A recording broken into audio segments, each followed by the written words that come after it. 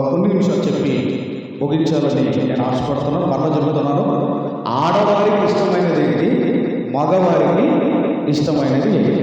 ముందుగా ఆడవాళ్ళు ఫస్ట్ కాబట్టి మరి ఆడవాళ్ళకి ఇష్టమైనది ఏంటో ముందు పురుషులు అడుగుతాం. ఫస్ట్ ఏస్పాల్ సార్ బంగారం, ప్రభుదాస్ సార్ బంగారం, ఇంకా Reuben sir, Nagaraju Mohan sir, Sunil,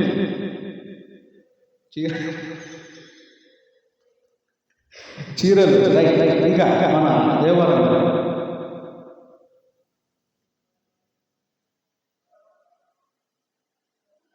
Pawan, flowers right, మన సుగుణ,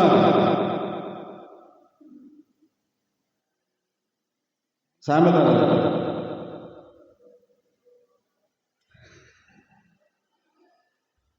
పురుషులు చెప్పేది కొన్ని చెప్తాను నేను. బంగారము, చీరలు, మేకప్లు, పువ్వులు, ఇంకేంటిదమ్మా, పర్ఫ్యూమ్లు, ఇంకా మేకప్లు చెప్పాను. అరే మీరే చెప్పుకోగలరా?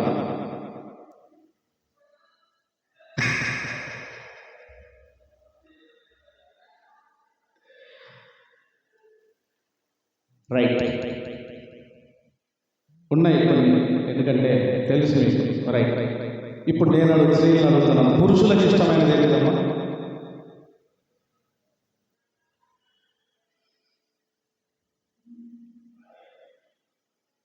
Very good.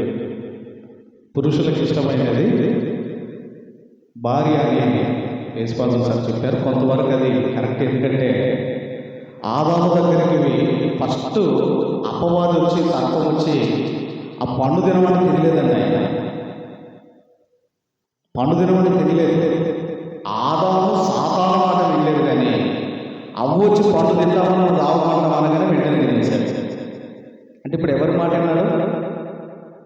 అమ్మా రైట్. అదే ఈరోజు బాగా మరి పాజిటివ్ వేలో తీసుకున్నామ్మా ఎవరిని కూడా. ఎందుకంటే మనకు తెలియాలి సమాజం ఎలా ఉందో మీకు తెలియాలనే ఉద్దేశంతో చెబుతున్నాను. ఆడవారికి ఇష్టమైనది ఏంటి, మగవారికి ఇష్టమైనది. అసలు చెప్పలేదు, పురుషులు చెప్పలేదు, స్త్రీలు చెప్పలేదు. అసలు కారణం నేను చెప్తాను. మంచిది.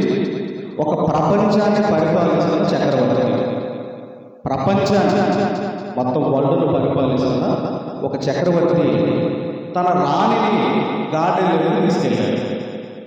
గార్డెన్లోకి తీసుకెళ్ళిన తర్వాత రాణి చక్రవర్తి ఒక ప్రశ్న అడిగిందంట.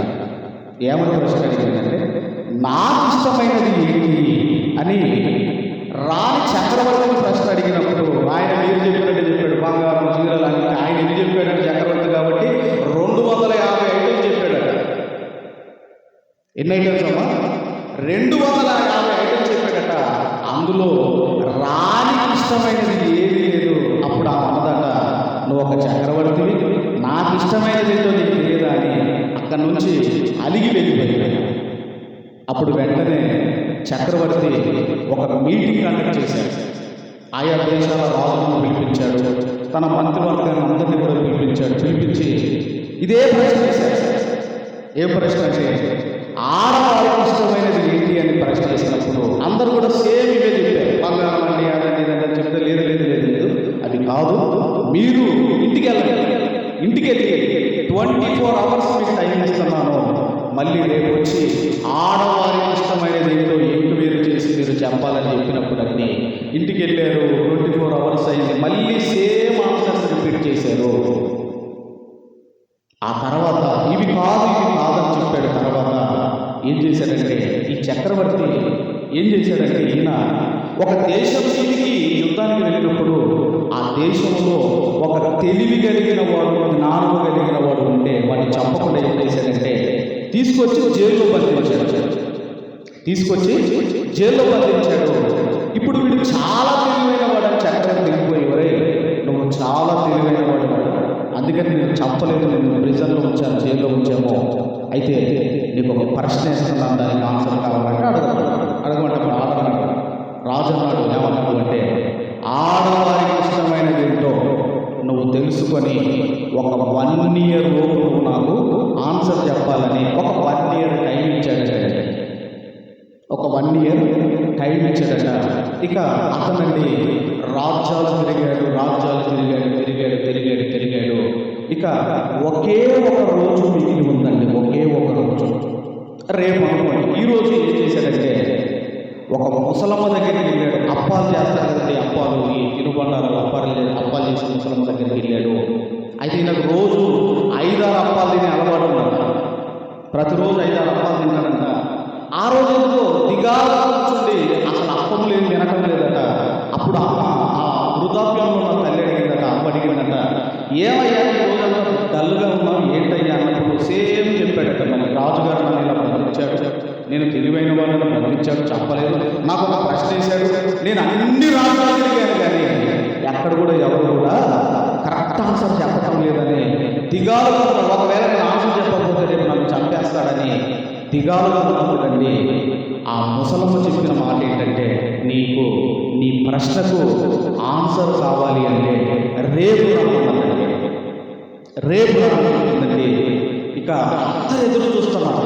చక్రవర్తి ఎదురు చూస్తున్నాడు, రాజులు ఎదురు చూస్తున్నారు, మంత్రులు, ఇటు రాములు, అందరు ఎదురు చూస్తున్నారు. ఈ తెలివైన వాడి ఆన్సర్ కొరకు ఎదురు చూస్తున్నారు. అప్పుడు అవ్వ ఆన్సర్ చెప్పింది. వచ్చాడు సభలోకి వచ్చి ఇప్పుడు ఆన్సర్ చెబుతున్నాడు. ఇప్పుడు ఏం చెబుతున్నాడండి? ఆన్సర్ చెబుతున్నాడు. ఏమని ఆన్సర్ చెప్పిందంటే అవ్వ చెప్పింది ఏంటంటే ఆడవారికి ఇష్టమైనది ఏంటంటే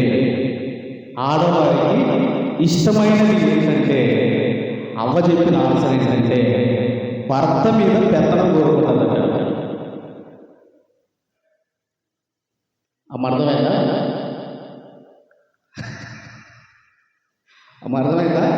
భర్త మీద పెత్తనం లేదంటే అధికారం.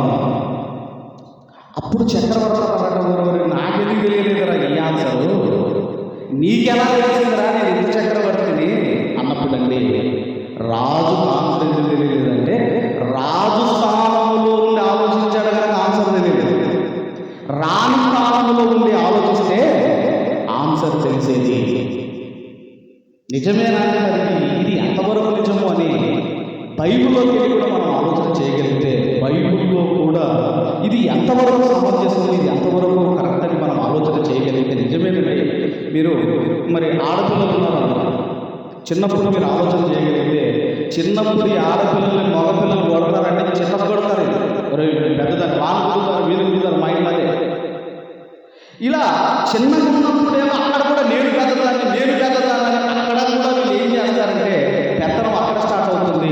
కొంచెం పెద్దయిన తర్వాత తల్లిదండ్రుల దగ్గర ఎలా చెబితే అమ్మ డాడీ మీకు ఏం తెలియదు నోరు చూసుకోండి అంటే అప్పుడే మళ్ళీ కొంచెం పెద్ద అయిన తర్వాత కూడా ఇదిగోనండి డామినెన్స్ చూడండి. అమ్మ నీకు ఏం తెలియదు నీకు ఆ డాడీ నీకు ఏం తెలియదు అక్కడ అంటారు. ఇక మ్యారేజ్ అయిన తర్వాత ఇదిగోనండి ఈ విధంగా భర్త మీదట పెత్తనం కోరుకుంటుందట. మీ అందరికీ గాలిపటం తెలుస్తుంది. ఈ గాలిపటము ఎగరాలి అంటే పైకి గాలి ఎగరాలంటే దానికి ఏమి ఉండాలంటే దారం ఉండాలి.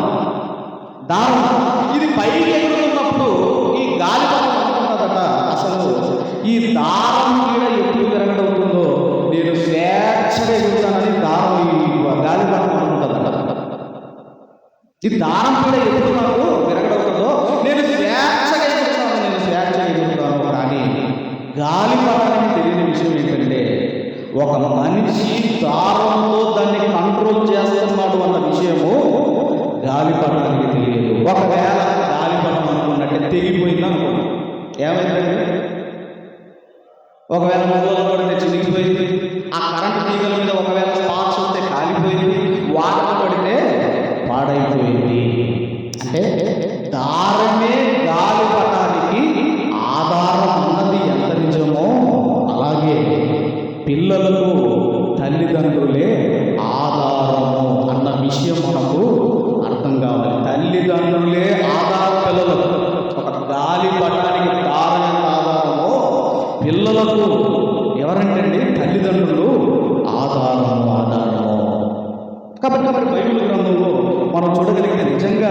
నిజంగా మరి ఆడవారు భర్తల మీద పెత్తనం చేస్తారంటే లైవ్లో జరిగిన ఒక సందర్భం మీకు చెప్తానండి.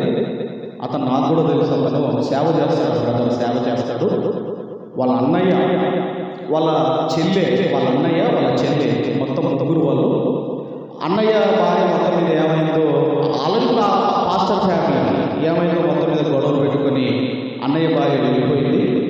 ఈ చెల్లెలు భర్త సౌదీలో ఉంటాడు, ఆయన సౌదీలో ఉంటాడు. ఇప్పుడు ఈ మధ్యలో ఉన్న ఈ బాబు రెండో వాడికి సంబంధం చూశారు. మొత్తం మీద హైదరాబాద్లో సంబంధం చూశారు. మొత్తం మీద ఏం జరిగిందంటే అన్నీ మాట్లాడుకున్నారు. ఎంగేజ్మెంట్ ఘనంగా జరిగింది. ఇప్పుడు ఆమె అబ్బాయి కాల్ చేసి వీళ్ళంతా కూడా ఉమ్మడి ఫ్యామిలీ, యూనిటీగా కలిసి ఉండే ఫ్యామిలీ. ఇప్పుడు అమ్మాయి కాల్ చేసి అబ్బాయి అంటుంది, ఏమనుకుంటుందంటే మీ అన్నయ్య మీ ఇంటికాడ ఎందుకుంటున్నాడు, మీ చెల్లె మీ ఇంటికాడ ఎందుకుంటుంది, నువ్వు ఇన్ని సంవత్సరాల నుంచి మరి ఉద్యోగం చేస్తున్నావు, ఇన్ని సంవత్సరాల నుంచి ఉద్యోగం చేసి సేవ చేస్తున్నావు, నువ్వు ఎంత సంపాదించావు అని ఇప్పుడే పెత్తనం ప్రారంభించింది. ఘనంగా జరిగిందండి ఆ హైదరాబాద్లో ఎంగేజ్మెంట్లో. ఇక లేనిపోని అడిగేసరికి ఏం జరిగిందంటే, అమ్మో ఇప్పుడే ఇలా ఉన్నది, రేపు మ్యారేజ్ అయిన తర్వాత ఎలా ఉన్నదో అని ఆ సంబంధమును క్యాన్సిల్ చేసుకున్నారు. నిజమేనండి. మరి బైబిల్ గ్రంథంలో మీరు కూడా కొన్ని సందర్భాల్లో మనమందరం కూడా ఆలోచన చేయగలిగితే ఇది ఎంతవరకు బైబిల్ ఒప్పుకుంటుంది అంటే, బైబిల్ గ్రంథంలో మీ అందరికీ తెలుసు, ఆ పేరు యెజబెల్.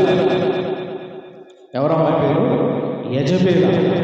ఆమె భర్త దగ్గరికి వచ్చి ఏమంటుందో రాజుల మొదటి గ్రంథము, దయచేసి రాజుల మొదటి గ్రంథము 21వ అధ్యాయము మొదటి వచనం నుండి 5వ వచనం వరకు లేఖన భాగాలు చదువుకుందాం.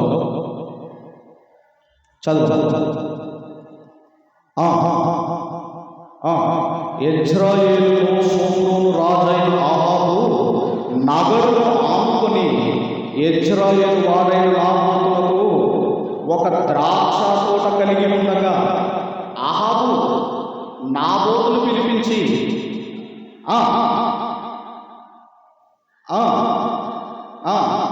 కూర తోటకిమ్మని, దానికి ప్రతిగా దానికంటే మంచి ద్రాక్ష తోట నీకు ఇచ్చేదను, లేదా నీకు అనుకూలమైన ఎడల దానికి క్రయమును ఇమ్మని అడిగాను. అందుకు నాబోతు, నా పిత్రార్జితమును నీకిచ్చుటకు నాకు ఎంత మాత్రమును వలపడదని చెప్పగా, నా పిత్రార్జితమును నీకివ్వనని యెజ్రెయేలీయుడైన నాబోతు తనతో చెప్పిన దానిని బట్టి ఆహాబు మూతి ముడుచుకొనిన వాడై కోపముతో తన నగరులకు పోయి మంచం మీద పరుండి ఎవరితోనో మాట్లాడక భోజనము చెయ్యక వండెను. అసలు ఇలా ఎవరున్నారండి? మూత ముడుచుకొని అలిగి భోజనం చేయకుండా మంచం మీద వాళ్ళు ఎవరున్నారు? మామూలుగా అయితే స్త్రీలు ఉంటారు, అంతేనా? కానీ ఈ రాజు అడిగాడంటే, ఎందుకు అడిగాడంటే ద్రాక్ష తోట అంటే నగరం అనుకుంటే ఇప్పుడు రావాలి, ఒకవేళ ఇస్తే తీసుకోవాలి, లేదంటే ఊరుకోవాలి. మొత్తం మీద ఏమైపోయాడంటే అలిగాడు, మనోడు అలిగాడు, రాజు అలిగాడు. అప్పుడు అమ్మగారు వచ్చారు, ఏమన్నారు? 5వ వచనం. అంతటా తన భార్య అయిన యెజబెలు వచ్చి, నీవు మూతి ముడుచుకున్న వాడవి భోజనం చేయక ఉండదేమని ఆయన అడగగా, ఏమయ్యా నువ్వు రాజువా పూజువా మూతి ముడుచుకొని కూర్చున్నావు, ఏందయ్యా మంచం మీద కూర్చున్నావు ఏందని ఆయన అడిగిన మొత్తం చెప్పాడు, స్టోరీ అంతా చెప్పాడు. అసలు ఈ దేశంలో ఎవరి పరిపాలన జరుగుతుంది అని ఏం చేసిందంటేనండి, ఇద్దరు దొంగ సాక్ష్యాలు పెట్టించి, ఇద్దరు అబద్ధ సాక్ష్యాలు పెట్టించి నాబోతును రాళ్ళు రూపి చంపించింది. అంటే ఇప్పుడు ఇక్కడ ఎవరిది నడుస్తుంది పెత్తనము? ఎవరిదమ్మా? ఒక స్త్రీ, ఒక భార్య, యెజబెలు, దేవుని ప్రవక్తలను చంపించిన యెజబెలు. అసలు ఈమెకు భయపడే ఏలియా పారిపోయాడు. ఈమెకు భయపడే ఏలియా గారు, ప్రవక్త ఏలియా గారు పారిపోయాడు. ఆ తర్వాత వీళ్ళ కూతురు పేరు అతల్యా. ఆ పేరు ఏంటంటే అతల్యా. అందుకే పిల్లలు కూడా ఎలా పెంచుకున్నారంటే, పిల్లలు 5 ఇయర్స్ ఏజ్ వచ్చే వరకు పిల్లలకండి ఇదిగో రాజుల్లా రాముల్లా పెంచాలట. 5 years ఏజ్ వచ్చే వరకు పిల్లలు జాగ్రత్తగా వినండి. పిల్లలు 5 years ఏజ్ వచ్చే వరకు రాజుల్లా రాముల్లా పెంచాలట. తర్వాత ఆ 6 నుంచి 10 years వచ్చేసరికి కాస్త దండించాలట, వాళ్ళను లైన్లో పెట్టాలట. 6 to 10 years వచ్చేసరికి వాళ్ళని దండించాలి, గర్దించాలి, అవసరంగా గర్భం పాడాలి, వాళ్ళని లైన్లో పెట్టాలట. తర్వాత ఆ 11 నుంచి 16 years వచ్చే వరకు వాళ్ళతో ఒక ఫ్రెండ్లీగా ఉండాలట, ఒక ఫ్రెండ్గా పెంచాలట, ఒక ఫ్రెండ్లీగా ఉండాలట. ఆ తర్వాత మ్యారేజ్ అవుతుంది కదండి. మ్యారేజ్ అయిన తర్వాత మీ అబ్బాయి అసలు రావడానికి లేదు, ఒరే ఇదే అనడానికి లేదు. ఎందుకు? ఆయన ఒక ఆమెకు భర్త ఒకవేళ మీరు రా అంటున్నారు అనుకోండి, ఊరేగిన పెడితే ఆమె ఒకలాగా చూస్తున్నాం. ఎందుకు ఆయన ఒక ఆమెకి ఏమైపోయాడు? ఆయన భర్త అయిపోయాడు. ఆ తర్వాత ఈ యజబేలు కుమార్తె ఈ అతల్య ఏం జరిగిందంటే తన కుమారుడు చనిపోతాడు. తన కుమారుడు చనిపోయిన తర్వాత తన కుమారుని పిల్లలు ఉంటారు కదండి, వాళ్ళందరినీ చంపించిందండి, వాళ్ళందరినీ చంపించింది. అందుకే అన్నారు బైబిల్లో, తల్లి ఎట్టిదగునో కూతురు అట్టిదే అగును, తల్లి ఎట్టిదగునో కూతురు అట్టిదే అగును. ఆ తర్వాత అతల్య తన మనవలందరినీ చంపించిందండి. ఒక ఆయనను అతల్య కూతురు అల్లుడు తీసుకొని వెళ్ళి దేవాలయంలో దాచిపెట్టి అతన్ని కాపాడతారండి. ఆ తర్వాత ఈమె గురించి మీరు ఆలోచన చేయగలిగితే, ఈమె గురించి కూడా ఒక మాట మనం చూడగలిగితే, దయచేసి దినవృత్తాంతములు 2వ గ్రంథము, దినవృత్తాంతములు 2వ గ్రంథము 22వ అధ్యాయము 3వ వచనాన్ని మనం అందరం కూడా చదువుతున్నాము. 22వ అధ్యాయము 3వ వచనము మనం అందరం కూడా దయచేసి చదువుతున్నాము. దుర్మార్గముగా ప్రవర్తించుటకు అతని తల్లి అతనికి నేర్పుచూ వచ్చెను. ఏది మంచో, ఏది చెడో, ఏది చెయ్యాలో, ఏది చెయ్యకూడదో ఒక తల్లి నేర్పాలి. కానీ ఆ తల్లి ఎలా నేర్పుతుందంటే దుర్మార్గముగా ప్రవర్తించడం నేర్పుతుందటండి ఆ తల్లి. అందుకేనండి ఈమె పరిపాలనలో ఎలా ఉందో మీరు చూడగలిగితే, ఈమె పరిపాలనలో మనం చూడగలిగితేనండి, దయచేసి 12వ వచనం మనం చదువుకుందాము. 12వ వచనం చదువుకుందాము. అదే ఆ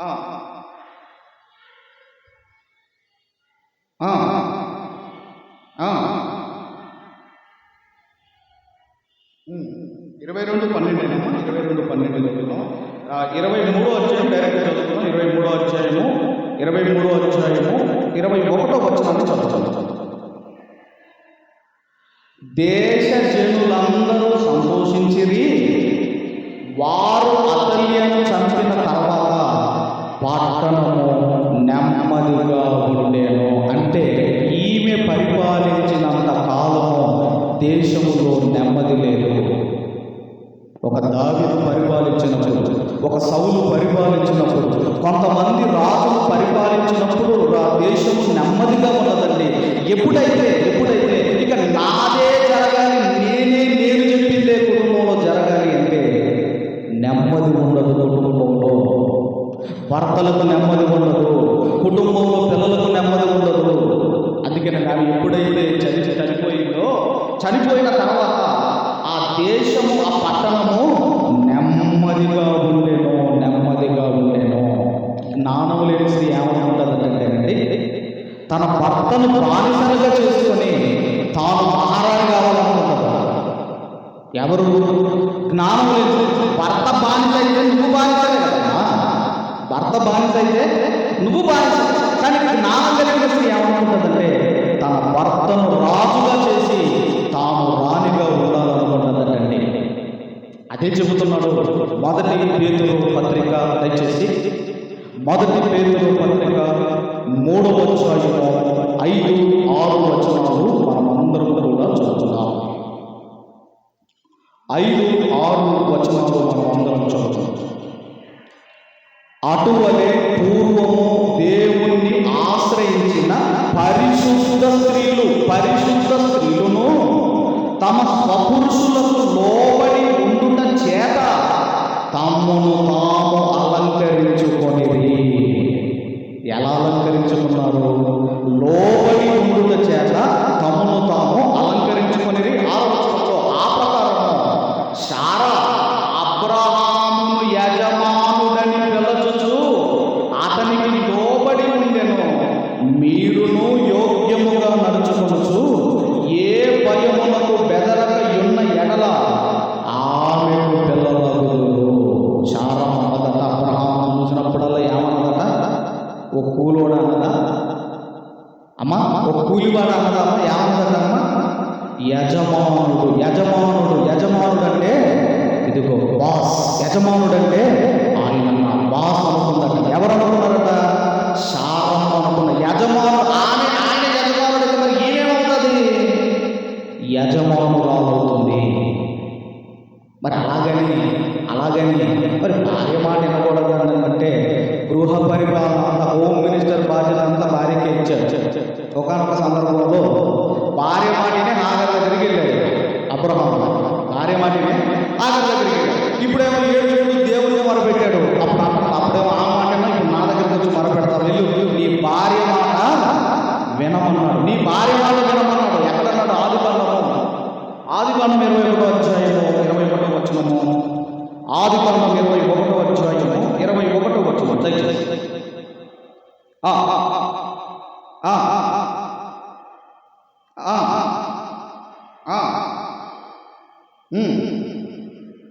గనుక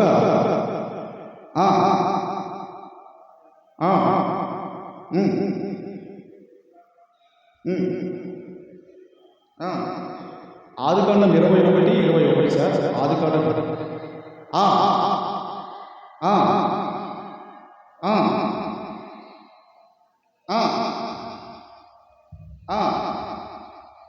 చలి చేసాను ఆ కాలంలో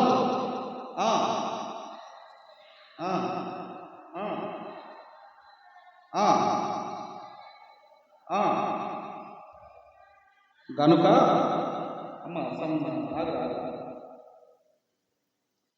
రిఫరెన్స్ మిస్ అయినట్టుంది. అక్కడ అన్ని విషయంలో ఆమె మాట వినము అంటడమ్మా. ఎక్కడ అంటాడా మాట? 21 అన్ని విషయంలో ఆ మాట వినమని ఎక్కడ చెప్పాడమ్మా మాట? ఆ రిఫరెన్స్ ఉంటుంది చూడండి అమ్మా. అన్ని విషయములలో ఆమె మాట వినము, అన్ని విషయములలో ఆమె మాట వినము అనే రిఫరెన్స్ ఉంటుంది చూడండి అమ్మా. వచనం చెప్పండి. 12 21 చదవండి.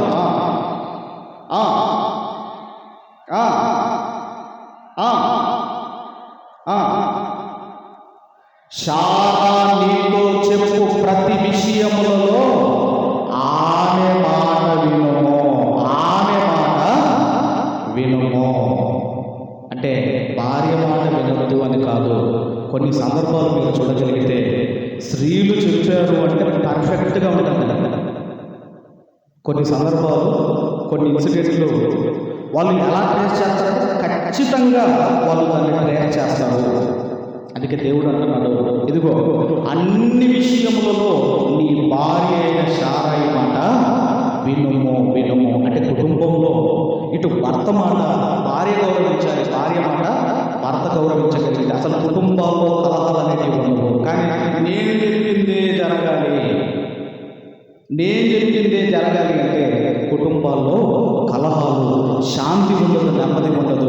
ఇదిగోనండి, అందుకే బైబిల్ చెబుతూ ఉంది, మీరు పరిశుద్ధ స్త్రీలు, మీరు క్రీస్తు రక్తములో కడగబడిన స్త్రీలు కనుక మీరు ఎలా ఉండాలి అంటే కుటుంబాన్ని కట్టుకోవాలి, భర్తకు మీరు లోబడాలి అని దేవుడు చెబుతాడు. ఎందుకంటే బైబిల్ కానీ దేవుడు కానీ నేను డామినేషన్ చేస్తాను అంటే దేవుడు ఒప్పుకోడు. తల్లిదండ్రుల మీద డామినేషన్ చేస్తాను, ఇదిగో నేను భర్త మీద డామినేషన్ చేస్తాను అంటే దేవుడు ఒప్పుకోడు. ఎందుకంటే దేవుడు అధికారము ఇవ్వలేదు.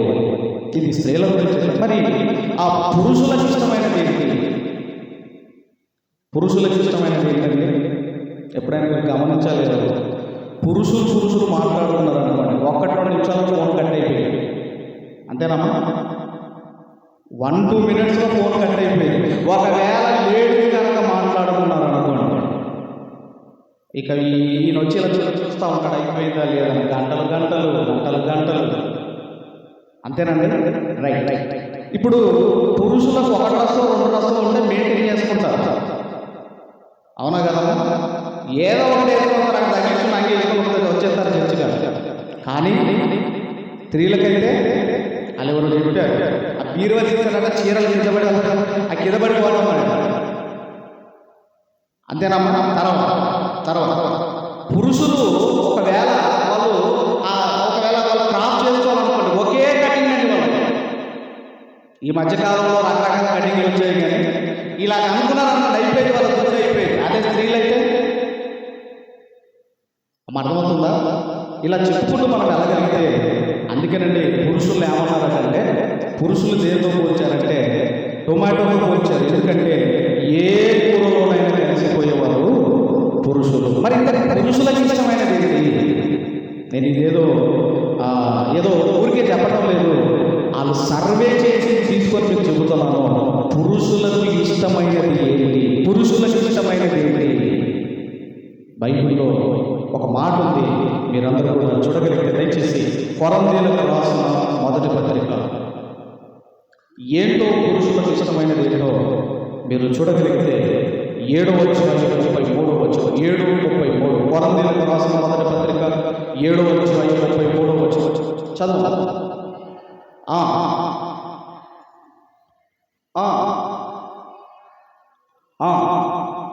చింతించుచున్నాడు ఒక భర్తకి ఏముండదంటేనండి, నా భార్యను ఏమిస్తే ఏమి చేస్తే సంతోషంగా ఉండదు అని ఒక భర్తకు ఉండదండి. భర్త భార్య సంతోషముగా ఉండాలనుకుంటాడటండి. భర్త భార్య సంతోషముగా ఉండాలనుకుంటాడట.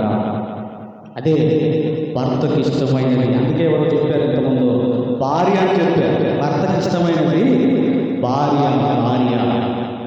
అందుకే ఏమన్నాడు, ఆదికాండంలో ఏమన్నాడు, నీ తల్లిదండ్రుల నుంచి నీ భార్యను హత్తుకొందువు, నీ భార్యను హత్తుకొందువు. కాబట్టి మనం ఆలోచన చేయగలిగితే ఇక్కడ అంటున్నాడు, ఏమంటున్నాడు అన్నమాట. అది 7వ అధ్యాయం 33వ వచనంలో, పెళ్ళైన వాడు భార్యను ఎలా సంతోష పెట్టగలనని లోక విషయమైన వారిని గురించి చింతించుచున్నాడు. భార్య సంతోషము కోరుకునేవాడు భర్త. అందుకే మన కుటుంబాలు క్షేమంగా, మన కుటుంబాలు సంతోషముగా ఆనందముగా ఉండాలంటే ఒకరి నిర్ణయాలు ఒకరు గౌరవించుకోవాలి, ఒకరినొకరు గౌరవించుకోవాలి, ఒకరి మనొకరు విలువనగలిగితే కుటుంబాలు సంతోషముగా నెమ్మదిగా ఉంటాయి. చివరిగా ఎఫెసీయులకు రాసిన పత్రిక 5వ అధ్యాయం 24-25 వచనాలు చూసుకొని ముగించుకుందాం. దయచేసి ఎఫెసీయులకు రాసిన పత్రిక 5వ అధ్యాయం 24-25 వచనాలు చదవండి. సంఘము క్రీస్తుకు లోబడినట్టుగా భార్యలు కూడా ప్రతి విషయములో తమ పురుషులకు లోబడవలెను. సంఘం అంటే స్త్రీలు, పురుషులు, వీళ్ళందరూ దేవునికి ఎలా లోబడుతున్నారో, భార్యలారా మీ పురుషులకు మీరు లోబడండి. లోబడండి అని 3-4 సార్లు బైబిల్లో రాయబడింది. లోబడమన్నాడు. తర్వాత పురుషులకు చెబుతున్నాడు. పురుషులకు ఏం చెబుతున్నాడు? పురుషులారా మీరును మీ భార్యలను ప్రేమించుడి, మీరును మీ భార్యలను ప్రేమించుడు. చాలా మంది చెబుతూ ఉంటారంటే, మా భార్య మంచిది కాదండి, అదేనండి దాన్ని నేను చెబుతూ ఉంటారు. అయినా అసలు ఇలాంటివి చెప్పుకోకూడదు. రెండవది ఏంటంటే నీ భార్య ఎలాంటిదైనా నువ్వు ప్రేమించాలి. ఎందుకంటే మరి మ్యారేజ్ అయిపోయింది, ఇప్పుడు ఏం చేస్తావు? నీ భార్య ఎలాంటిదైనా నువ్వు ప్రేమించాలని ఎంత చెబుతూ అంటున్నాడు ఆయన. అటువలే క్రీస్తు కూడా సంఘమును ప్రేమించి అది కలంకమైనను ముడతైనను అటుది మరి ఏదైనాను లేక పరిశుద్ధమైనది గాను నిర్దోషమైనది గాను మహిమ గల సంఘముగాను ఆయన తన ఎదుట దానిని నిలవబెట్టుకొనవలనని వాక్యముతో ఉదక స్నానము చేత దానిని పవిత్రపరచి పరిశుద్ధపరచుటకై దాని కొరకు తన్ను తాను అప్పగించుకొనేమో. అంటే ఇదిగోనండి, యేసుక్రీస్తు వారు కూడా ఆయన ఏం చేస్తున్నాడు? తన భార్యను పరిశుద్ధపరచుకున్నాడు, పవిత్రపరచుకున్నాడు. ఎలాంటిదైనా భరించాలి. కాబట్టి భార్యను లోబడమంటున్నాడు.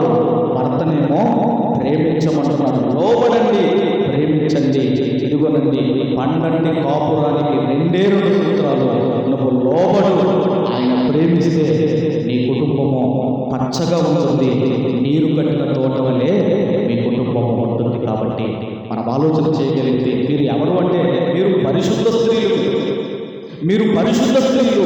మీరు ఎలా ఉండాలి అంటే, ఇదిగో బైబిల్ చెప్పింది ఆ విధముగా మీ కుటుంబాలను కట్టుకోవాలని కోరుకుంటూ, ఒక చిన్న నిన్నను మొన్న ఒక చిన్నది వచ్చిందంటే, ఈ ఎలా మారిపోతున్నాయంటే స్త్రీల మనస్తత్వాలు చాలా. దేనికి ఆమె సూసైడ్ చేసుకుని చనిపోయిందంటే, ఒక ఆమె సూసైడ్ చేసుకుని చనిపోయింది. ఆమె సూసైడ్ చేసుకుని దేనికి చనిపోయిందో మీరు వినగలిగితే, దేనికంటే అండి, చీమలంటే చిన్ననాటి నుంచి భయపడ. అర్థమైందా? చీమలంటే చిన్ననాటి నుంచి భయపడ. ఆ చీమలకు భయపడి, యాంటిఫోబియా అంటారు, యాంటిఫోబియా, చీమలకు భయపడి కొన్ని ఫోబియాలు ఉన్నాయి. చీకటికి ఒక ఫోబియా, ఇలా రకరకాల ఫోబియాలు ఉన్నాయి, భయాలు ఉన్నాయి. చీమలకు భయపడి సూసైడ్ చేసుకుందంటే మీరు ఆలోచించండి. కాబట్టి స్త్రీలు ధైర్యంగా ఉండాలి, ప్రతి దాన్ని ఎదుర్కోవాలి, జ్ఞానంతో మీరు ముందుకు వెళ్ళాలి, మీరు జ్ఞానంతో మీ కుటుంబాలు కట్టుకోవాలని కోరుకుంటూ ఈ మాటలు ముగిస్తున్నాను. దేవుడు మనందరిని దీవించి ఆశీర్వదించను కాక. ఆమేన్. ఆమేన్. ఈ సమయంలో మన మధ్యలో ఉన్న శ్రీ కె. జోసెఫ్ గారు పంపించేసి ఫలింపు ప్రార్థన చేయవలసిందిగా మనం చేస్తున్నాను.